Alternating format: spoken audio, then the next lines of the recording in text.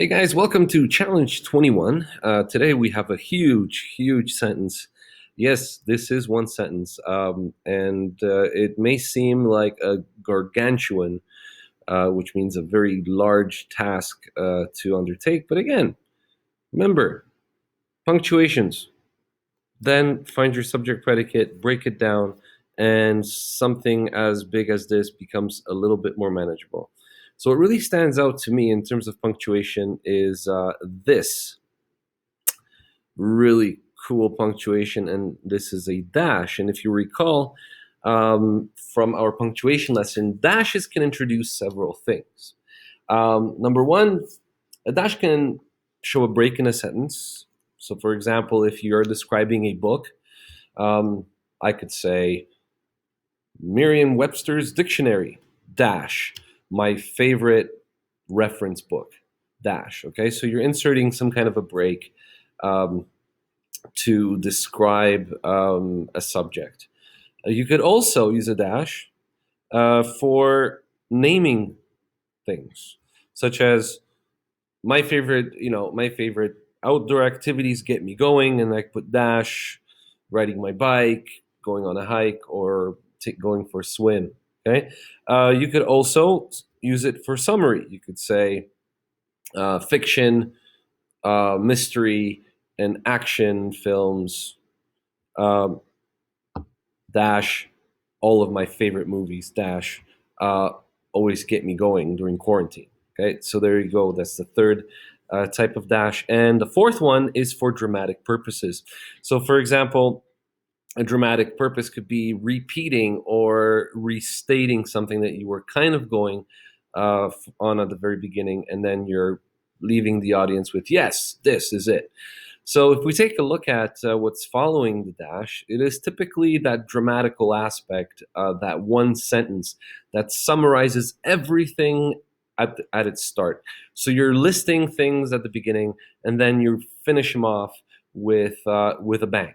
Okay, that's what it's intended to do, the dramatic purpose. So whenever you see a dash like this, unless it's listing things or it's one small chunk, it's the other three options of the dash I've just listed. This one is a dramatic one because it's longer and it starts with a subject and a predicate. And this is one of the things where you look for that subject and predicate first.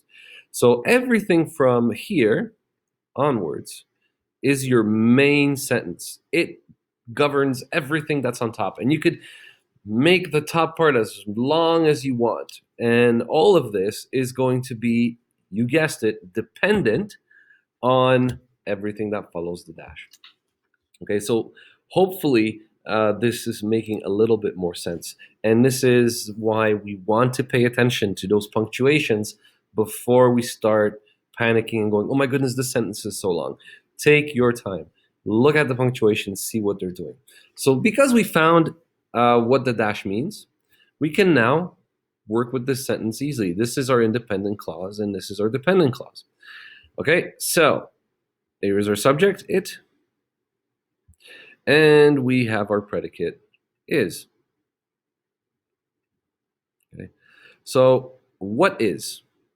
Is a linking verb. It is going to be linking something or describing the subject, and we have a preposition, on, and the object of the preposition, mornings. Okay, so this does not describe it. What describes it? Oh, here we go. That is what it is. Okay, so it is on this morning that this happens. So I feel. Okay, so pay attention to those noun cases because this is very important. The linking verb is not describing anything. It's just telling you when something is. What is this it? Okay, it is on these mornings that I feel guiltiest for wanting to leave them.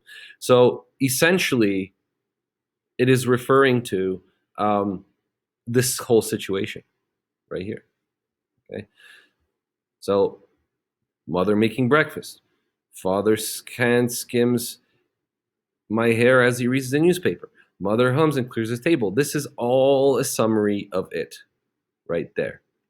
Okay, so this is why it's so important to look at your punctuations, okay, and to be able to divide out your sentence. Okay, and this is when I feel. What do you feel? I feel guiltiest. Here's another thing. What are you feeling? I am feeling good. Notice that it's not a direct object because it's describing the subject. Anything that always describes the subject is going to be a predicate nominative. Okay, so in this case, we've got ourselves our predicate nominative. Let me just underline it properly. Predicate nominative.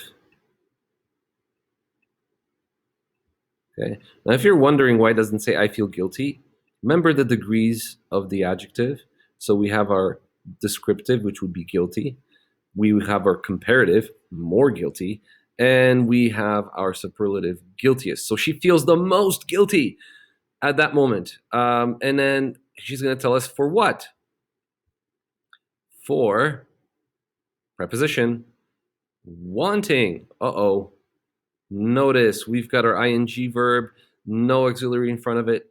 This is a gerundive, which means it's a verb disguised as a noun, and it's going to take a direct object, which it does, to, what do you want?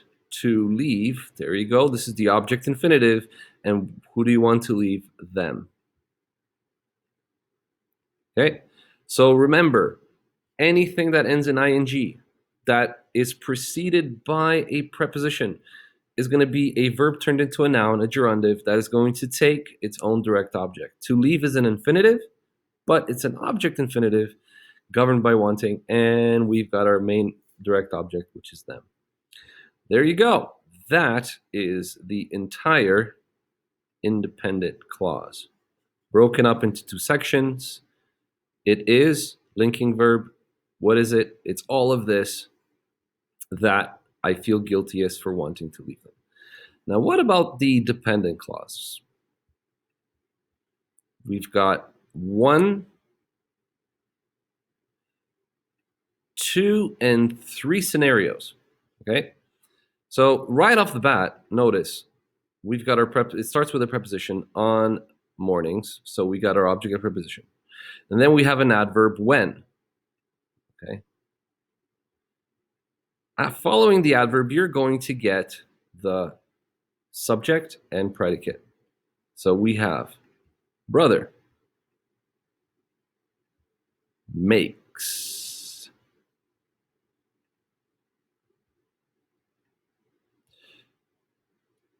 Father hand. So this is, remember, father is apostrophe s, that's a possessive. So we got hand skims. Then we have another adverb, as or during, and another subject. He reads. Mother hums. And we've got ourselves another adverb, as she clears. Okay, so we've got ourselves an adverbial clauses. We call these temporal clauses. Why am I calling them temporal clauses? Because we have when. It is telling you when something is happening. Okay, so when this is happening, that is happening. All of these are clauses that are going to have essentially their own subject and their own predicates. Next, we've got what brother makes. Brother makes breakfast, direct object. Hand skims what? Hair, direct object. He reads newspaper, direct object. Mother hums. Notice hums is almost as if another verb of motion and expression. You could say mother hums a song. That would take a direct object here, but in this case, we just understand humming. No direct object. And she clears. What does she clear? The table. The rest is whose brother? My, possessive. My, another possessive. Father's, another possessive. My, another possessive. And my, another possessive. All right. Pretty much this is it. And if we wanted to find out the verbs of every one of these, the verb syntax, brother, hand, he, she, mother is all third person singular. And because we've been dealing with narrative so far, you can guess the tense. That's right, present, simple, and indicative as true. Same thing with it is. Third person, singular, present, active, indicative, and it is simple. And same thing with this one, except for the person, which is I, first person singular, it's also present, simple, indicative. That's it, guys.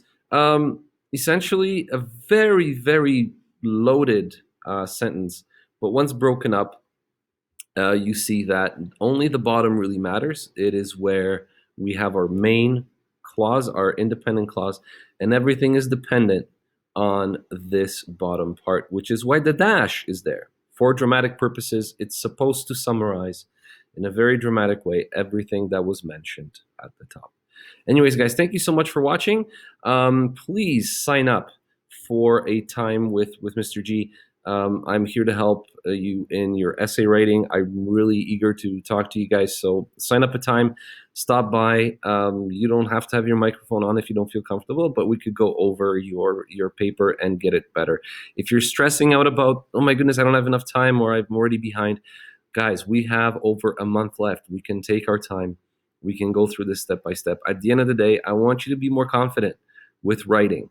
And that means next year you will have a better foundation going forward. So thank you so much, and see you tomorrow. Bye-bye.